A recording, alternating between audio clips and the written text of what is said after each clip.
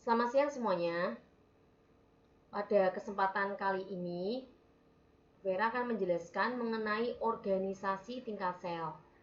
Nah, di bab pertama di biologi kelas 11 ini, nanti kalian akan mempelajari bab pertama mengenai sel. Untuk itu, Vera akan mencoba mereview materi di kelas 10. Jadi kalau kalian masih ingat urutan tingkat organisasi dari rendah hingga ke atas ya. Jadi yang pertama kali itu kalau kalian masih ingat, yang pertama kali paling rendah dalam urutan organisasi kehidupan itu adalah sel. Ya, sel itu adalah unit terkecil dari makhluk hidup. Kemudian dari satu sel, jika bergabung menjadi beberapa sel, akan menjadi jaringan. Nah, nanti jaringan itu, dari beberapa kumpulan jaringan, nantinya akan menjadi organ. Kemudian organ akan menjadi sistem organ. Dan nanti sistem organ yang bergabung akan menjadi organisme. Organisme di sini bisa bakteri, bisa manusia, bisa tumbuhan, bisa hewan. Jadi Vera ini mereview dari materi kalian di kelas sebelumnya, kelas 10. Kalau kalian masih ingat, atau kalau kalian misalnya kalian lupa, kalian bisa cek di materi kelas 10. Jadi sel itu adalah organisasi terkecil dari makhluk hidup. Jadi Vera akan jelaskan sekali lagi, kalau dia itu hanya satu ini misalnya ini ya. Ini misalnya ini ini namanya sel. Kalau sel ini kemudian dari satu sel ini ada 2 atau 3, kemudian dia berkumpul dan menjadi satu, dia akan disebut jaringan. Jadi sel itu hanya satu ini. Sampai sini jelas ya? Kalau jelas, sekarang kita akan lanjut ke slide berikutnya.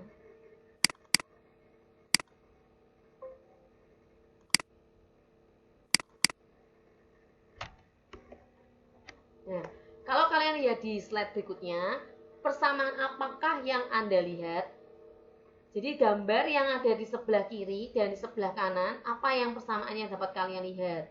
Yang di gambar sebelah kanan itu ada gambar anak kecil.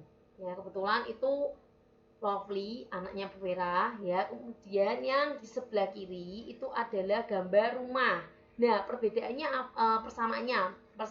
apa sih yang kalian lihat di sini persamaannya? Kalau perbedaannya jelas, yang satu benda hidup, yang satu benda mati. Kalau persamaannya apa yang bisa kalian lihat di sini? Oke, sudah ya, kalian pikirkan ya persamaannya apa ya yang kalian bisa lihat di sini ya. Jadi persamaan yang bisa kalian lihat di sini adalah ini sama-sama terbentuk dari beberapa sel. Ya, jadi dari beberapa sel. Rumah ini tentu tidak mungkin jadi rumah seperti ini awalnya. Ya, pasti akan ada susunan bata-bata yang menyusun rumah ini, kemudian eh, juga perlu pasir, kemudian juga perlu semen. Nah, pasti yang dasar utamanya itu adalah bata atau batako. Nah, kalian di sini menggambarkan bahwa sel manusia, sel hewan atau sel tumbuhan itu seperti batako, seperti satu batako. Nah, kalau satu batako itu namanya sel. Kalau batakonya disusun jadi banyak, jadi beberapa, itu namanya jaringan. Kemudian batako yang tadi sudah disusun tadi, kemudian kan nggak mungkin batako itu akan rekat dengan sendirinya. Dia perlu namanya semen. Kemudian harus direkatkan satu dengan yang lainnya sampai dia itu jadi apa namanya membentuk. Nah, itu namanya kita sebut dengan organ. Dan kemudian dari organ-organ itu kemudian nanti ada beberapa lagi ruangan tertentu, yaitu dengan sistem organ. Kemudian secara keseluruhan ada ruang tamu, ada ruang keluarga, terus kemudian ada ruang makan dan lain-lain, itu kita sebut dengan yang namanya organisme. Nah, organismenya itu si rumahnya ini. Itu yang Bu Vera bisa jelaskan di sebelah gambar yang sebelah kiri. Untuk yang sebelah kanan itu seorang anak kecil, kebetulan tuh Lovely, anaknya Bu Vera, itu juga terbentuk dari sel-sel. Ya, tentunya sebelum lahir si Lovely ada pertemuan antara sel sperma dengan sel telur. Nanti yang akan dijelaskan di kelas 11 materi selanjutnya. Dari kumpulan sel-sel itu nantinya akan bentuk organisme. Sampai sini jelas ya, sampai sini bisa dipahami ya. Semoga bisa dipahami. Oke, selanjutnya di sini ada perkembangan mengenai teori sel. Jadi kenapa sel ini bisa muncul? Karena ada beberapa teori. Yang pertama, teori ini dikemukakan oleh seorang yang bernama Robert Hooke pada tahun 1665. Dia melakukan pengamatan pada sayatan gabus di bawah mikroskop. Jadi bawah mikroskop pada saat ini, pada tahun ini 1665, mikroskop sudah ditemukan dan Robert Hooke itu melihat sayatan gabus di bawah mikroskop. Kemudian baru ini dia melihat kok ada sayatan gabus itu kan terbentuk itu dari beberapa sel yang berkumpul jadi satu sehingga menjadi jaringan gabus. Kemudian selanjutnya di sini ada namanya Matthias Jacob Schleiden tahun 1838. Dari semua tumbuhan tersusun atas sel-sel. Jadi dia menyimpulkan bahwa semua tumbuhan itu tersusun atas sel-sel. Ini sudah lebih maju dibandingkan dengan Robert Hooke. Kemudian yang ketiga, Theodor Sequan tahun 1838 juga, dia juga mengatakan kalau tadi Matthias Jacob Schleiden dia mengatakan semua tumbuhan tersusun atas sel-sel, kalau Theodor Sequan dia lebih ke hewan. Jadi semua hewan itu juga tersusun atas sel-sel. Nah, bagaimana dengan manusia? Manusia tentunya juga tersusun atas sel-sel. Dari pembelajaran sel ini, Vera ingin mengajak kalian bagaimana luar biasanya sang pencipta kita itu benar-benar luar biasa banget ya. Dari sel yang paling kecil itu bisa didesain sedetail mungkin. Ya, makanya dari pembelajaran biologi ini kalian juga harus mensyukuri bahwa kalian tuh luar biasa banget. Kalian itu diciptakan itu dari sel. Sel itu yang ukurannya kecil sampai kalian itu jadi organisme. Dan sel yang ukurannya kecil itu kalau kalian nanti perhatikan ke step selanjutnya nanti ada beberapa organela, atau kalian karena kemarin sudah Bu Vera minta untuk untuk mencari fungsi beberapa organela di dalam sel. Berharap kalian akan semakin terkagum dengan pencipta kalian ya, bagaimana luar biasanya sel yang paling kecil itu bisa ada organela dengan memiliki fungsi-fungsi yang luar biasa banget ya. Jadi Bu Vera akan lanjutkan ke slide berikutnya. Ini perkembangan teori sel. Jadi kalian perlu pahami kenapa teori sel bisa muncul, karena ada beberapa statement dari beberapa penemuan. Kemudian ini kesimpulan teori sel. Jadi teori sel ini disimpulkan oleh orang yang bernama Rudolf Virchow, seorang ahli biologi dari Jerman, menyatakan bahwa tubuh adalah negara. Jadi tubuh itu negara. Jadi kalian bayangkan tubuh kalian itu adalah negara, sedangkan sel adalah warganya. Jadi karena sel itu di dalam tubuh kita tuh banyak banget ya, mungkin kalian nggak bisa ngitung sel dalam tubuh kalian. Itu sel itu adalah warganya, sedangkan tubuh kalian itu negara. Terus kemudian kesimpulan, sel berasal dari sel lainnya. Yang nanti seperti tadi Bella jelaskan yang di awal yang ada gambar rumah dengan gambar si Lovely tadi ya. Tadi itu seorang individu atau organisme manusia, hewan dan tumbuhan itu terbentuk dari sel yang berasal dari sel lainnya. Seperti sel telur tadi bertemu dengan sel sperma dan membentuk organisme baru. Contohnya seperti itu.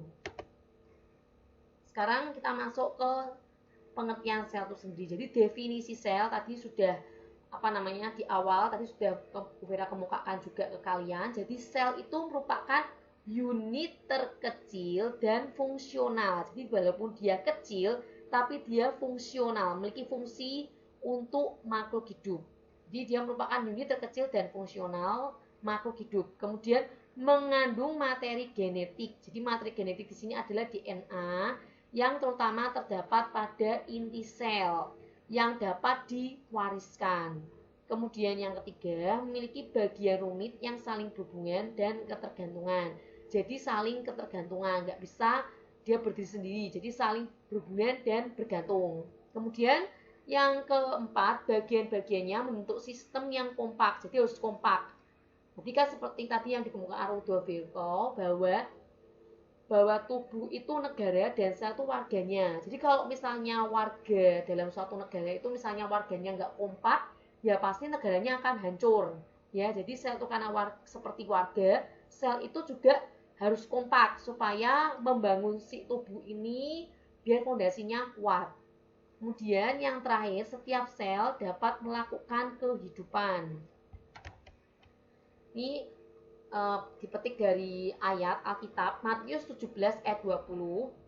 Sini ada kutipannya, karena kamu kurang percaya, sebab aku berkata kepadamu, sesungguhnya sekiranya kamu mempunyai iman sebesar biji sesawi saja, kamu dapat berkata kepada gunung ini, pindah dari tempat ini ke sana, maka gunung akan pindah dan tak akan ada yang mustahil bagimu. Nah, ini terjemahkan ke dalam sel. Jadi sel itu adalah unit paling kecil pada makhluk hidup, namun kegiatannya tidak bisa diremehkan karena membentuk organisme yang berbagai macam variasi. Jadi kalau kalian saat ini kalian bisa terbentuk dan kalian ini bisa berkarya luar biasa, kalian bisa berprestasi luar biasa, kemudian kalian bisa menghirup nafas, itu karena kalian itu sudah jadi pemenang. Dulu kalian waktu sebelum terbentuk kalian mengalahkan jutaan sel sperma yang lain. Jadi nanti kalau kalian akan belajar di kelas 11 tentang sistem reproduksi, nanti kalian akan merasa sangat bersyukur bahwa kalian itu mengalahkan jutaan sel sperma yang lainnya. Karena yang diterima sel telur itu hanya satu sel sperma. Bayangkan kalian sudah mengalahkan jutaan sel sperma yang lainnya. Dan kalian saat ini jadi individu, jadi manusia. Kalian harus menghargai diri kalian karena kalian itu diciptakan Tuhan itu benar-benar luar biasa. Oke, lanjut. Sekarang struktur sel. Struktur sel, nanti Bunda akan gambarkan struktur sel itu biar kalian tambah paham. Ya, jadi struktur sel itu yang pertama itu membran sel. Membran sel itu berarti letaknya di luar sel, jadi dia melapisi sel, nanti Bunda akan gambarkan. Kemudian inti sel itu nukleus. Inti sel itu terbagi menjadi beberapa, yang biasanya terkenal itu ada 3 ya di sini ya. Cairan inti, nukleoplasma, kemudian anak inti, nukleolus, dan kromatin. Nah, di inti sel tadi ini ada yang namanya DNA. Dan DNA itu nantinya akan membantu sebagai pewaris genetik. Kemudian yang ketiga, sitoplasma. Di dalam sitoplasma ini yang nantinya terdapat organel-organel seperti mitokondria, ribosom, retikulum endoplasma, badan Golgi, lisosom, mikrobodi, dan sentriol. Yang tentunya kemarin sudah kalian cari fungsinya masing-masing. Oke, sekarang ini ada gambar. Kita akan keluar sebentar karena ingin jelaskan. Jadi ini sudah Bella gambarkan di sini. Jadi ini sel, ini satu sel, ya. Kemudian yang namanya membran sel itu yang mana? Jadi membran sel itu yang ini. Ya, perlu perhatikan. Jadi ini namanya membran sel. Jadi membran sel itu lapisan yang luar ini namanya membran sel. Membran sel fungsinya untuk apa? Melindungi sel. Kemudian inti selnya itu di sini. Nah, ini inti sel. Ini inti selnya. Nah, ini yang warnanya biru itu inti sel. Kemudian yang sitoplasmanya itu di sini. Ini sitoplasma.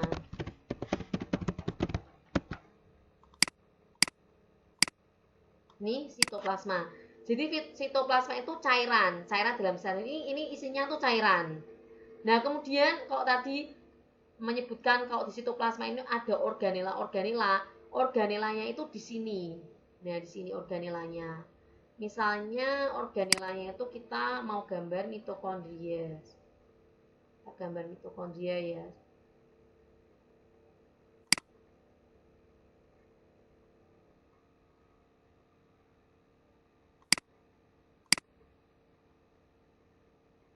Kita gambar mitokondria.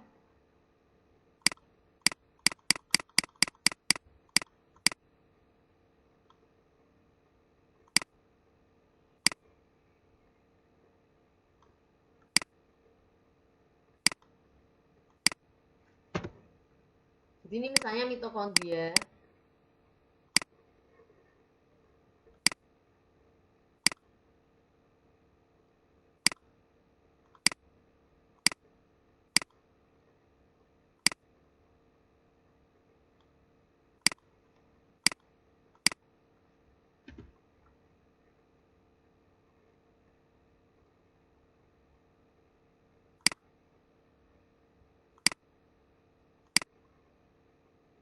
Nah, mitokondria itu ciri-cirinya tuh seperti ini.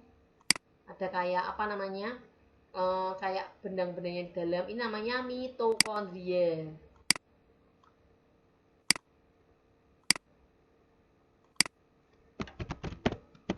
Mitokondria itu biasanya apa namanya? Fungsinya untuk sebagai penghasil energi. Mitokondria. Kemudian nanti di sini juga ada yang namanya misalnya ada namanya ribosom. Nah, jadi organelanya yang lain-lain itu letaknya di sitoplasma. Jelas ya, semoga dengan Vira gambarin apa namanya sel ini kalian jadi paham. Oh, yang namanya inti sel itu ini, yang namanya membran sel itu ini. Di luar ini kayak apa namanya di lingkaran besar ini namanya membran sel. Terus yang putih ini namanya sitoplasma. Jadi organela-organelanya di sini letaknya. Semoga kalian semakin paham. Lanjut. Jadi sel pada organisme itu ada sel prokariotik dan sel eukariotik. Dan kalian tentunya sudah belajar di kelas 10 bahwa sel prokariotik itu artinya sel yang tidak memiliki membran inti atau tidak memiliki inti sel. Nah, contohnya itu pada bakteri. Bakteri itu disebut organisme prokariotik karena pada bakteri dia tidak memiliki inti sel. Ini contoh dari gambar bakteri. Gambar bakteri di sini tidak ada namanya inti sel, nggak ada di sini. Jadi dia ada sitoplasma, membran sel, kapsul dinding sel, kemudian nukleolit, kemudian flageum, pili. Nah, kalau pili ini kalian pernah ingat di kelas 10. Jadi kalau bakteri itu dia ingin menduplikasi dirinya atau ingin memperbanyak dirinya dengan cara konjugasi. Pili ini dipakai sebagai jembatan untuk memindahkan materi genetik dari bakteri satu ke bakteri lainnya. Jadi dia menggunakan pili. Pili itu seperti rambut-rambut halus pada bakteri. Kemudian plasmid dan ribosom. Sampai sini ya. Kemudian ini sel eukariotik. Sel eukariotik berarti artinya sel ini sudah memiliki inti sel. Jadi kalau kalian lihat di sini, kira-kira ini sel tumbuhan atau sel hewan? Oke ya. Kalian silakan jawab di dalam hati. Nah, sekarang silakan jawab. Jadi ini sel tumbuhan. Kenapa sel tumbuhan? Karena di sini ada dinding sel. Dinding sel, kemudian plasmodesmata, kloroplas, dan vakuolanya. Kalau kalian lihat ini vakuolanya pada tumbuhan itu dia ini vakuolanya besar ya dibandingkan dengan volume pada ukuran pada vakuola sel hewan. Kenapa kok vakuola tumbuhan itu besar dibandingkan vakuola sel hewan? Dora juga sudah nanyain kemarin di soal latihan kalian. Karena pada tumbuhan itu fungsinya buat menyimpan zat-zat makanan. Jadi menyimpan zat-zat makanan itu di vakuola. Seperti seperti getah juga disimpan di sini. Kemudian ada beberapa senyawa di tumbuhan seperti lignin, pektin itu disimpan di sini juga. Kemudian ini ada dinding selnya. Jadi kekhususan dari sel tumbuhan itu dia memiliki dinding sel, kloroplas, dan vakuolanya itu dia besar. Oke, lanjut.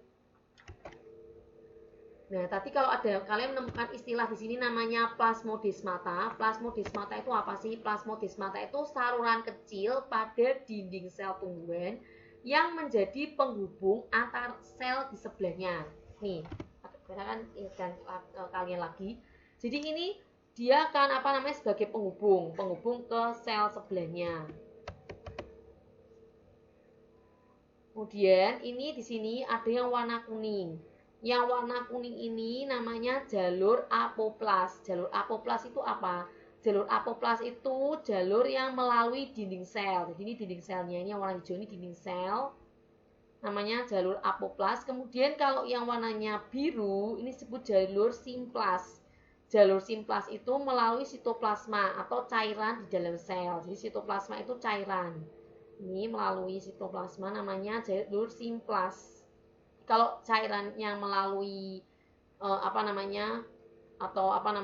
air atau zat-zat yang lainnya, saluran kecil ini yang melalui warna oranye ini disebut jalur apoplas. Kemudian kalau yang melalui warna biru ini namanya jalur simplas. Sitoplasma, ini vakuola. Jadi ini vakuola pada tumbuhan. Oke, ini ada pojok diskusi. Ini tidak usah kalian kerjakan. Kalian hanya perlu mencari jawabannya.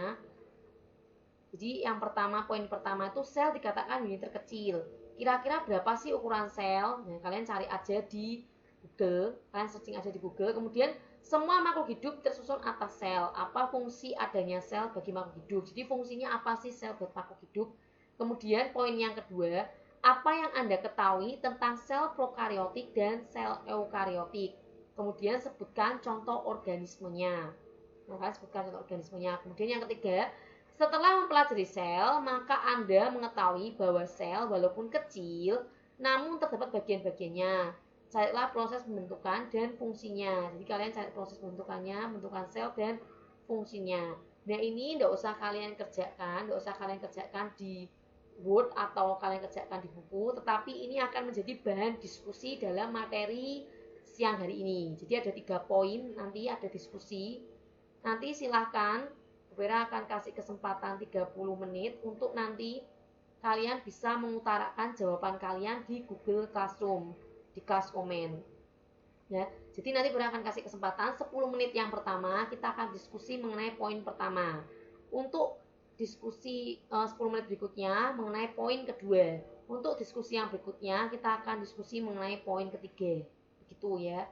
Jadi kemudian setelah diskusi, semisalnya diskusi nanti ada pertanyaan-pertanyaan yang sekiranya materi yang tadi udah jelaskan kalian nggak ngerti, kalian bisa tanyakan di diskusi di Google Classroom.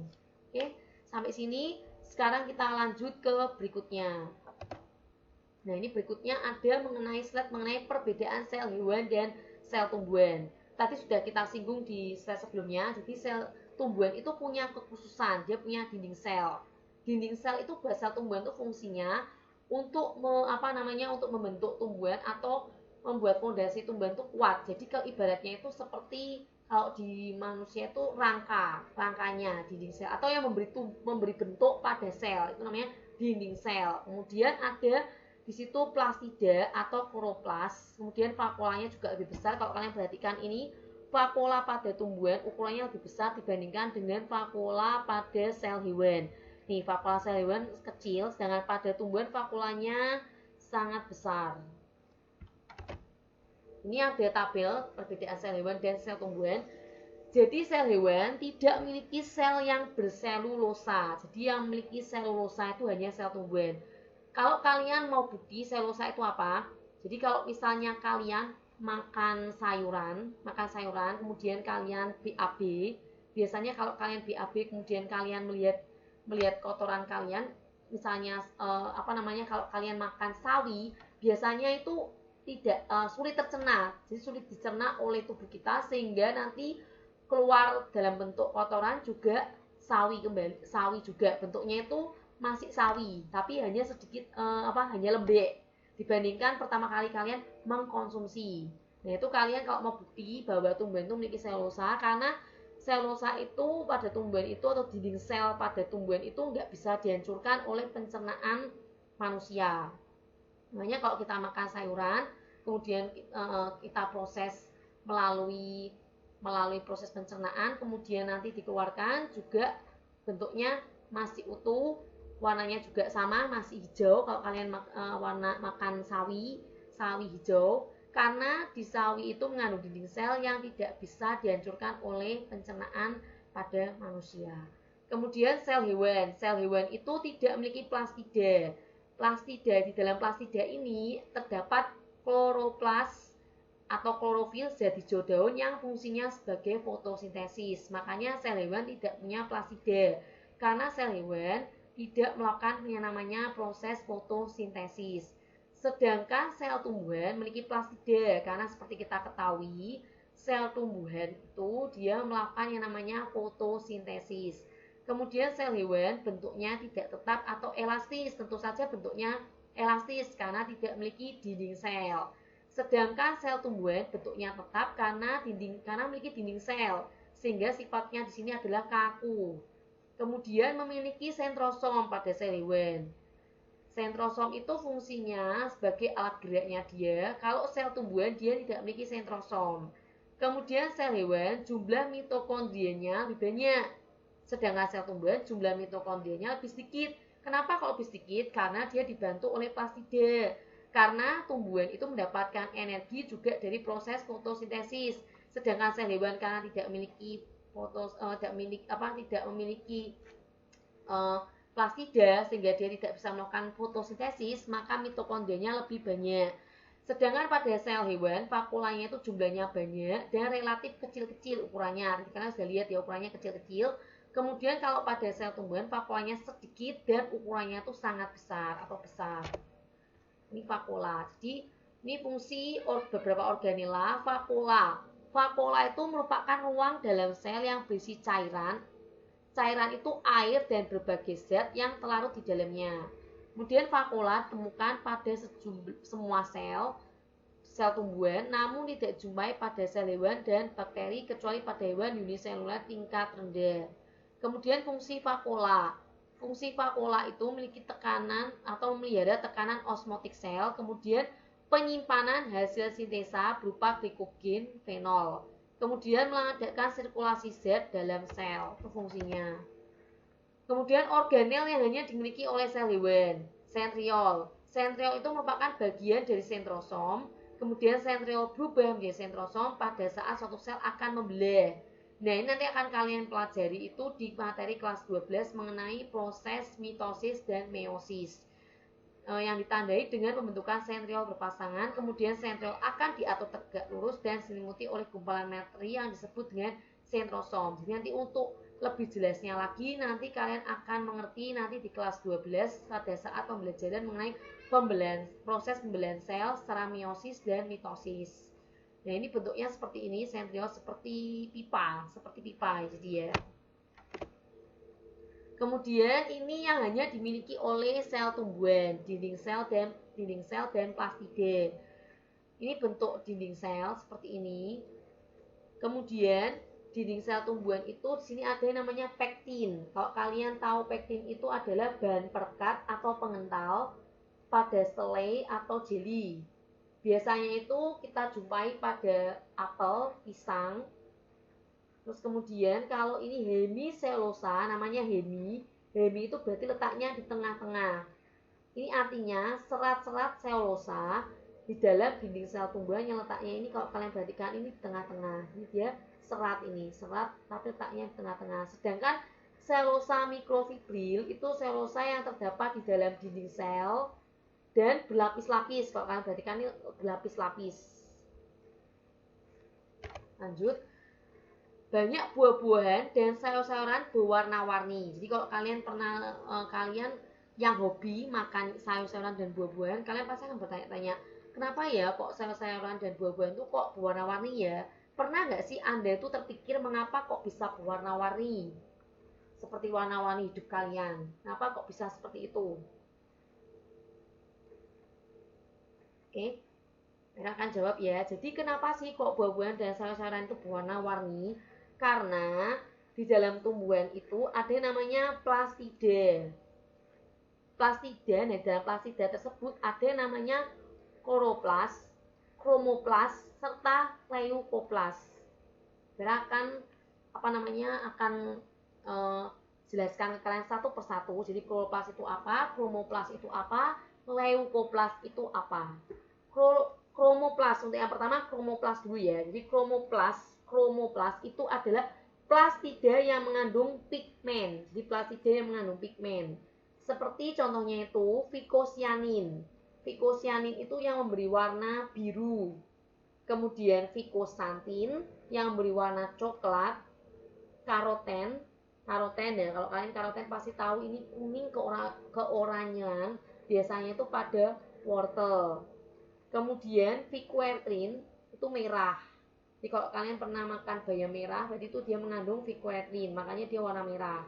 Jadi nggak setiap tumbuhan itu klorofil semuanya punya klorofil jadi hijau daun, semua kan enggak. Kadang dia warnanya ungu, ada yang warnanya merah, ada yang warnanya kuning, coklat, biru. Nah itu semua itu karena dia memiliki pigmen tadi ini. Terus kalau kalian misalnya misalnya kalian tahu yang namanya bunga telang, itu kan dia warna biru. Nah dia memiliki pigmen yang namanya tadi vicocyanin. Kemudian kloroplas itu plastida yang kalau kalian lihat di bawah mikroskop itu bentuknya seperti lensa yang memiliki warna hijau. Jadi warnanya hijau karena mengandung klorofil. Kemudian leukoplas itu plastida yang tanpa pigmen, jadi dia nggak berwarna. Tuh, jadi jawaban dari pertanyaan ini, mengapa sih buah-buahan dan sayuran berwarna-warni? Karena tadi itu mengandung beberapa pigmen dan tumbuhan yang khususnya terdapat di plastida. Oke, sekarang kita lanjut ke materi berikutnya mengenai transport melalui membran. Jadi transport membran pada sel itu terbagi menjadi dua, yaitu transport aktif dan transport pasif. Jadi yang namanya transport membran itu artinya pertukaran zat masuk dan keluar sel dapat dilakukan melalui membran. Jadi transport itu berarti bertukar, jadi bertukar zat. Zatnya bisa masuk, bisa keluar, masuk keluar ya. Karena kan biar seimbang. Di dalam tubuh kita itu harus namanya homeostatis ya. Homeostatis itu artinya keseimbangan. Jadi harus ada yang keluar dan harus ada yang masuk. Itu namanya transport. Nah, transport itu melalui membran. Nah, sifatnya membran itu semi permeabel. Semi permeabel itu artinya apa? Nanti kita bahas di diskusi. Ya, itu artinya apa ya? Kalian buat PR diskusi kalian nanti. Apa sih semi permeabel itu artinya apa sih? Kenapa kok membran itu sifatnya semi permeabel? Nanti silahkan kalian diskusikan. Kalau misalnya yang sudah tahu jawabannya, nanti kalian bisa langsung kalian langsung masukkan di Google Class Comment ya untuk jawabannya, biar teman-temannya lainnya juga pada tahu. Kemudian karena sifatnya semi permeabel tadi ini, makanya dia bisa bisa dilalui oleh zat-zat tertentu ya, kemudian untuk masuk dan untuk keluar sel. Kemudian transport membran ini dibagi jadi dua, transport aktif dan transport pasif. Artinya transport aktif artinya itu transport yang melalui membran dari konsentrasi rendah ke konsentrasi tinggi, sehingga memerlukan energi. Karena dari rendah ke tinggi dia memerlukan energi. Kalian bayangin aja ya, kalau misalnya kalian itu dari dataran rendah mau ke gunung, pasti kan kalian naik. Nah, itu kan pasti memerlukan energi. Nah, jadi kalian bayangkan transport aktif itu dari rendah ke tinggi pasti dia memerlukan energi. Kemudian transport aktif di sini contohnya itu pompa natrium kalium. Untuk penjelasan pompa natrium kalium nanti Bunda akan kasih link videonya. Kemudian endositosis dan eksositosis. Kemudian yang kedua transport pasif. Untuk transport pasif itu merupakan perpindahan molekul yang tidak memerlukan energi karena konsentrasinya dari tinggi ke rendah. Kalian bayangkan lagi, kalau misalnya kalian dari gunung terus kalian mau ke dataran rendah, pasti kan misalnya kalian naik motor atau kalian jalan kan kalian nggak akan memerlukan banyak energi. Pasti gampang banget kalau kalian misalnya turun dari gunung mau kalian turun lagi ke dataran rendah itu lebih gampang dibandingkan kalian dari dataran rendah ke gunung. Pasti akan memerlukan banyak energi. Ya bisa bayangkan ya. Nah makanya transport pasif, karena dia namanya pasif, berarti dia nggak usah perlu energi karena dia itu dari konsentrasi tinggi ke konsentrasi rendah. Sudah sampai sini ya. Kemudian transport pasif itu dibedakan menjadi difusi dan osmosis. Untuk difusi itu biasanya kalian dapatkan itu di kimia. Nah, difusi itu proses perpindahan zat terlarut dari konsentrasi tinggi ke konsentrasi rendah, baik melalui membran atau tidak. Sementara osmosis itu perpindahan pelarut.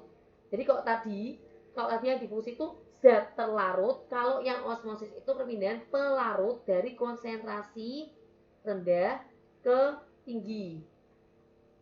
Jadi begitu ya, pelarut konsentrasi rendah ke tinggi.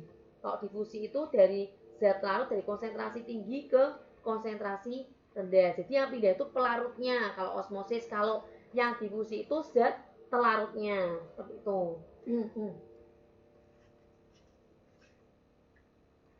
Untuk nanti kalau misalnya kalian ada yang lupa zat larut, zat pelarut itu apa, nanti kalian bisa didiskusikan juga nanti di GC ya.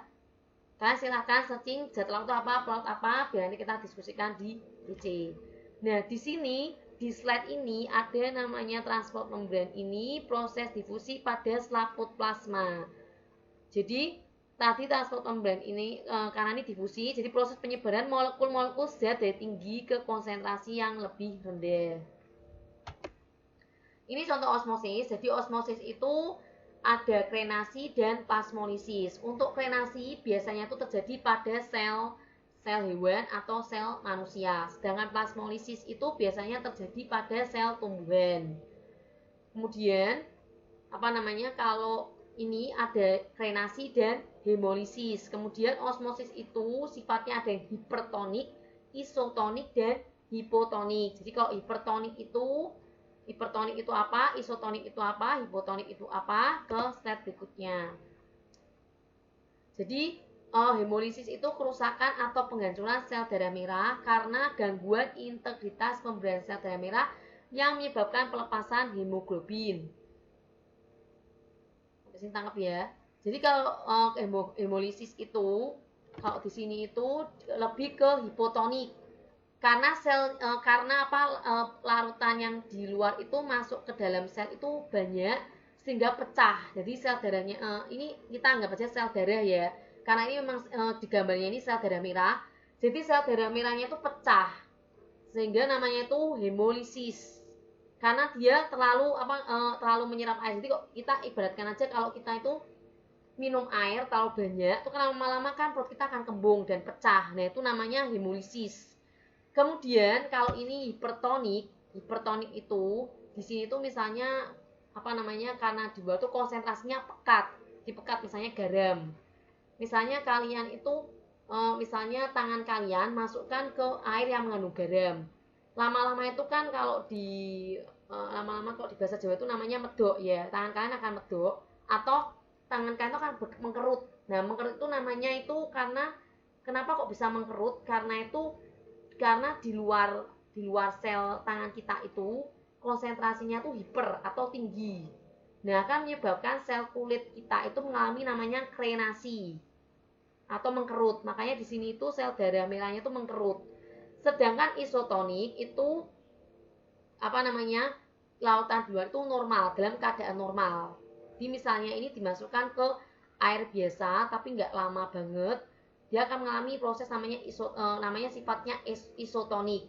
Sedangkan yang hipotonik itu lebih rendah konsentrasinya dibandingkan sel darahnya ini. Jadi dia akan mengalami hipotonik. Jadi begini ya, akan berulang lagi. Kalau konsentrasi di luar sel darah merah ini konsentrasinya itu pekat, dia akan mengalami namanya sifat hipertonik. Sedangkan sifat isotonik itu kalau di luar dalam keadaan normal. Kalau yang hipotonik, jadi di luar sel darah merah itu konsentrasinya lebih rendah dibandingkan sel darah merah, sehingga akan menyebabkan yang namanya hemolisis atau sel darah merahnya pecah. Kemudian kalau plasmolisis itu biasanya terjadi pada sel tumbuhan. Nah, plasmolisis ini bagus banget kalau kalian itu melihatnya di bawah mikroskop. Nanti kalau misalnya kalian bisa praktikum ke sekolah akan bebek lagi, tapi kalau misalnya kalian tidak bisa praktikum ke sekolah, nanti Bu Mera akan mempraktekkan proses plasmolisis di di lab biologi dan akan membuat videonya nanti akan Bu Mera kirimkan ke Google Classroom. Oke, lanjut ya. Jadi krenasi itu adalah tadi hemolisis sudah saya jelaskan. Sekarang ke krenasi. Krenasi adalah kontraksi atau pembentukan nokta tidak normal di sekitar pinggir sel setelah dimasukkan ke dalam lautan yang hipertonik. Nah, sedangkan plasmolisis di sini adalah lepasnya membran plasma dari dinding sel pada sel tumbuhan. Plasmolisis terjadi jika sel tumbuhan diletakkan di lautan garam terkonsentrasi atau hipertonik. Jadi biasanya akan jadi plasmolisis kalau diletakkan pada lautan garam. Contohnya sederhana itu misalnya kalau membuat sayur asin. Awalnya itu kan sayurnya itu kan beratnya itu sebelum jadi sayur asin beratnya itu lebih berat dibandingkan waktu jadi sayur asin. Beratnya lebih ringan dan biasanya mengkerut sayurnya, yaitu namanya plasmolisis. Sedangkan sel tumbuhan akan kehilangan air dan juga tekanan turgor akan menyebabkan tumbuhan lemah. Jadi kalau kehilangan air sel tumbuhan akan menyebabkan sel tumbuhan itu lemah. Sekarang kita sampai ke transport aktif. Jadi transport aktif itu dicontohkan, contohnya di sini adalah fagositosis. Jadi dikemukakan oleh orang yang bernamanya E. Metchnikoff pada akhir abad 19 untuk benda padat. Jadi fagositosis itu apa sih? Merupakan peristiwa yang sama seperti pinositosis tetapi terjadi pada benda padat. Jadi kalau pinositosis itu pada benda cair, kalau fagositosis itu benda padat yang ukurannya lebih besar. Proses fagositosis ini dapat diamati di mikroskop. Contoh fagositosis ini adalah sel darah putih. Sel darah putih atau leukosit pada saat menelan bakteri. Jadi kalau pas sel darah putih ini menelan bakteri atau amuba dalam menyerap makanan. Maksudnya ini contohnya di sini sel darah putih dalam menelan bakteri dan amuba dalam menyerap makanan. Jadi ini harusnya koma, bukan bakteri atau amuba. Sel darah putih itu pas menelan bakteri itu dia akan melakukan proses namanya fagositosis. Sedangkan di sini contoh yang lainnya, amuba dalam menyerap makanan atau amuba menangkap makanan, itu juga melakukan proses fagositosis. Fagositosis itu artinya itu transfer makromolekul, jadi makromolekul atau molekul yang berukuran besar dan materi yang sangat kecil dalam sel dengan cara bentuk namanya vesikula pada membran plasma. Ini contohnya ini sel amuba. Sel amuba ini dia menemukan makanan, kemudian dia akan masukkan makanannya. Nah, ini ada cekungannya ke dalam. Ini yang namanya endositosis. Jadi cekungannya itu ke dalam. Dia itu memasukkan materi ke dalam. Jadi bisa memahami ya. Jadi memasukkan materi ke dalam, kemudian ada cekungannya ini di sini. Ada cekungannya di sini ini. Itu namanya proses endo. Endo itu berarti artinya ke dalam, endositosis. Dan contohnya sini adalah fagositosis. Seperti kita kalau misalnya kita melihat sel darah putih misalnya menemukan bakteri atau parasit yang lainnya, dia akan melakukan yang namanya fagositosis. Bentuk cekungan ke dalam akan makan bakteri. Nah, itu namanya endositosis karena ke dalam. Sampai sih paham ya? Kemudian, sedangkan pinositosis itu terjadi pada benda-benda cair, contohnya penyerapan nutrisi. Jadi kalau tadi fagositosis itu pada benda padat, kalau pinositosis itu pada benda-benda cair. Contohnya di sini penyerapan nutrisi oleh sel-sel embrio. Terus kemudian peristiwa ini dapat terjadi jika terdapat konsentrasi yang sesuai dari asam amino, protein atau ion-ion tertentu pada medium sekeliling sel dengan di dalam sel. Contoh peristiwa pinositosis adalah penyerapan nutrisi oleh embrio mamalia Kemudian sel-sel yang melakukan proses pinostesis ini antara lain sel darah putih, epitel usus, makrofag hati, dan lain-lainnya. Mungkin ada yang tanya, Bu, bukannya sel darah putih itu tadi dia fagositosis ya? Nah, tapi sekali lagi sel darah putih itu kan juga butuh nutrisi.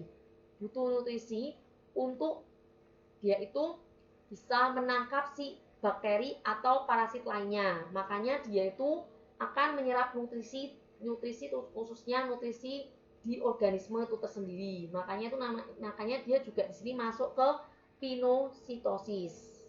Itu ya. Kemudian ini ada contohnya makrofag ketika menelan bakteri dalam tahap demi tahap, makrofag memanjang untuk menangkap bakteri. Jadi makrofag itu sel darah putih. Ini kalau kalian perhatikan sel darah putih. Jadi yang pertama ini makrofag atau sel darah putih ketika menelan bakteri secara bertahap, kemudian makrofag memanjang untuk menangkap bakteri. Kemudian yang kedua ini bakteri tertangkap dan terjebak di dalam perpanjangan membran makrofag. Kemudian yang ketiga, bakteri yang sudah tertangkap di membran makrofag ditelan satu persatu. Jadi contoh sel darah putih yang ada di tubuh kalian. Jadi kalau misalnya tiba-tiba ada bakteri yang masuk ke tubuh kalian, sel darah putih akan dengan sigap menangkap bakteri-bakteri tersebut. Nah, tentunya sel darah putih ini nggak bekerja sendirian, kalian juga harus memberikan nutrisi buat sel darah putih dengan cara meningkatkan imunitas tubuh dengan mengkonsumsi makanan yang bergizi yang banyak mengandung vitamin C.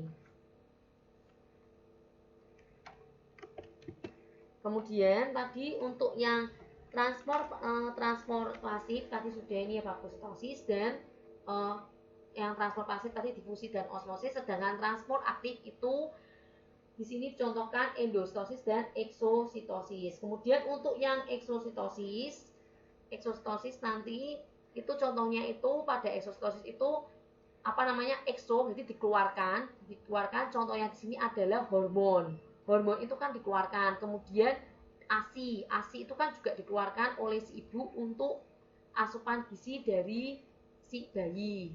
Nah, itu contoh dari eksositosis. Kemudian untuk pompa natrium kalium nanti akan Bu Era carikan di YouTube dan nanti linknya akan Bu Era bagikan ke Google Classroom.